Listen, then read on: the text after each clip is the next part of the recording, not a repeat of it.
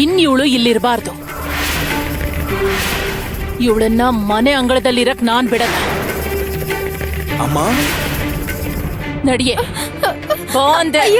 ಮರ್ಯಾದೆಯಾಗಿ ನಡಿಯಲಿಂದ ಮಾತಾಡ್ಬೇಡ. ನಡಿಯೇ, ಇನ್ ಮೇಲಿಂದ ನೀನು ಇಲ್ಲೇ ಇರ್ಬೇಕು. ಇಲ್ಲೇ ಇರೋ.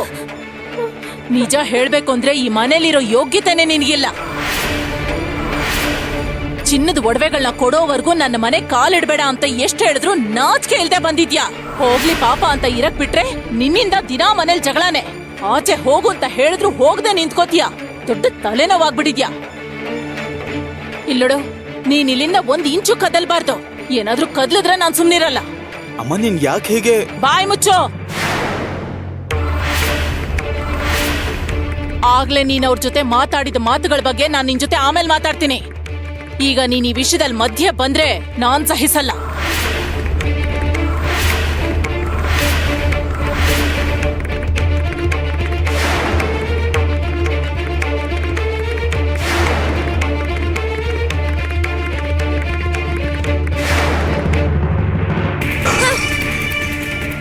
ಮಾಣಿಕ್ಯ, ನೀನ್ ಯಾಕೆ ಹೀಗ್ ಮಾಡ್ತಿದ್ಯಾ?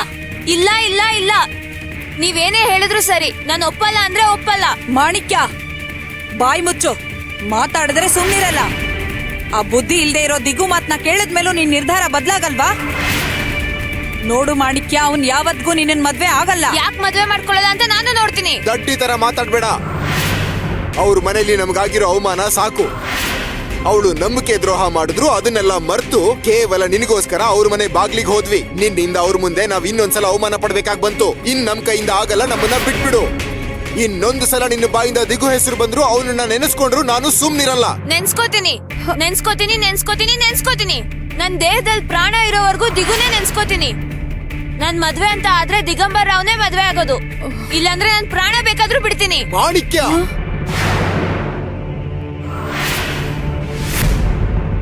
ನೀವು ನನಗೆ ಎಷ್ಟೇ ಹೊಡೆದ್ರು ಬೈದ್ರು ಸಾಯಿಸ್ತೀನಿ ಅಂದ್ರೂ ನನ್ ಮನ್ಸ್ ಬದ್ಲಾಗಲ್ಲ. ನಾನ್ ಹೋಗ್ತಿದ್ದೀನಿ. ಮಾಣಿಕ್ಯ, ಏನ್ ನಿನ್ ಹಠ? ಎಲ್ಲಿಗೆ ಹೋಗ್ತಿದ್ಯಾ? ಮೊದ್ಲು ನನ್ ಕೈ ಬಿಡಮ್ಮ. ಕೃಷ್ಣ ನದಿಗೆ ಹಾರ್ತೀನಿ. ನನಗೆ ಇಷ್ಟ ಬಂದಂಗ್ ಮಾಡ್ತೀನಿ. ನಾನ್ ಮತ್ತೆ ಮತ್ತೆ ಹೇಳ್ತಾ ಇದ್ದೀನಿ, ನನ್ ದಿಗುನೇ ಮದ್ವೆ ಆಗೋದು. ಮಾಣಿಕ್ಯ, ನೀನ್ ಯಾಕೆ ಹೀಗ್ ಮಾಡ್ತಿದ್ಯಾ? ಹಾಗಲ್ಲ. ನನ್ ಗಂಡ ಅವ್ರ ಮಾತು ಕೇಳಲ್ಲ. ಆದ್ರೆ ಅಂಬಿಕಾ ಅಮ್ಮ, ಮಾಣಿಕ್ಯ ಅಕ್ಕ ಹಠದಲ್ಲಿದ್ದಾರೆ. ಇನ್ನು ಅತ್ತೆ ಕೂಡ ಮಾಣಿಕ್ಯ ಅಕ್ಕನ ಪರವಾಗಿ ಮಾತಾಡ್ತಿದ್ದಾರೆ. ಪಾಂಡುರಂಗ, ಈಗ ನಾನು ಏನ್ ಮಾಡ್ಲಿ? ನನಗ್ ತುಂಬಾ ಭಯ ಆಗ್ತದೆ.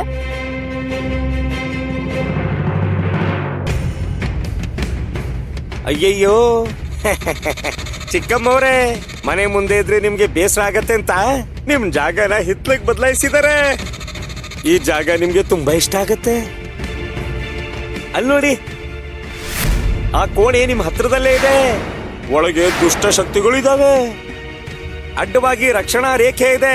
ಹಾಗಾಗಿ ಆ ದೆವ್ವಗಳು ಭೂತಗಳು ಆಚೆ ಬರೋದಿಲ್ಲ. ಆ ರೇಖೆನ ದಾಟಿದ್ದಕ್ಕೆ ಅಲ್ವಾ ನಿಮ್ಗೆ ಒಂಟಿ ಕಾಲಿನ ಮೇಲೆ ನಿಲ್ಲೋ ಹಾಗೆ ಶಿಕ್ಷೆ ಕೊಟ್ಟಿದ್ದು. ರಾತ್ರಿ ಹೊತ್ತು ಇಲ್ಲಿ ಭಯಾನಕವಾಗಿರುತ್ತೆ. ಒಳಗಿಂದ ಶಬ್ದಗಳು ಬರ್ತವೆ. ಆಗಾಗ ಬಾಗ್ಲಿಂದ ಆಕಾರಗಳು ಬರ್ತವೆ. ನಿಮಗೆ ಬೇಸರ ಆದ್ರೆ ಇಲ್ಲಿ ನೋಡಿ, ಪಕ್ಕದಲ್ಲೇ ಬಾವಿ ಇದೆ. ನಿಮ್ಗೆ ಶಾಶ್ವತ ಮುಕ್ತಿ ಸಿಗುತ್ತೆ.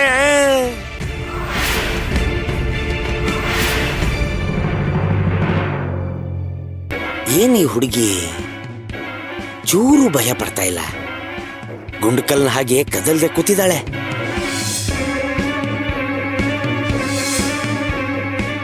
ನಿನ್ ಒಂದ್ ಮಾತ್ ಕೇಳ ಸಾಕು.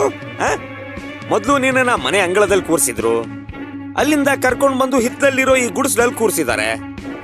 ಮತ್ತೆ ನಿನ್ನ ಈ ಹೀನ ಚರಿತ್ರೆ ಬಗ್ಗೆ ನಿಮ್ಮ ಅಮ್ಮನಿಗೆ ನಿಮ್ಮಪ್ಪನಿಗೆ ಇನ್ನು ಹಾವ ತರ ಬುಸ್ಕುಟ್ಟೋ ನಿಮ್ಮ ಅಜ್ಜಿಗೆ ಗೊತ್ತಿರತ್ತಾ? ಪಾಪ. ಇಲ್ಲಿ ನೋಡಿ, ಇದೆಲ್ಲ ಯಾಕೆ ಅವ್ರಿಗೆ ಗೊತ್ತಾಗ್ಬೇಕು? ಅಯ್ಯೋ, ಗೊತ್ತಾಗ್ಬೇಕು. ನಿಮ್ಮ ಅತ್ತೆ ಮನೆ ವಿಷಯಗಳು ಅವ್ರಿಗೆ ಗೊತ್ತಾಗ್ಬೇಕು. ನಾನು ಹೇಳ್ತೀನಿ. ಅಯ್ಯೋ ಬೇಡ ಬೇಡ ದಾಮು ಮಾಮ, ನೀವು ಅವ್ರಿಗೆ ಹೇಳ್ಬೇಡಿ. ನಾನ್ ನಿಮಗ್ ಕೈ ಮುಗಿತೀನಿ, ಅವ್ರಿಗೆ ಹೇಳ್ಬೇಡಿ. ಹಾಗಂದ್ರೆ ಹೇಗೆ? ಈ ವಿಷಯ ಹೇಳೋದಕ್ಕೆ ಎಲ್ಗ್ ಹೋಗ್ತೀನಿ.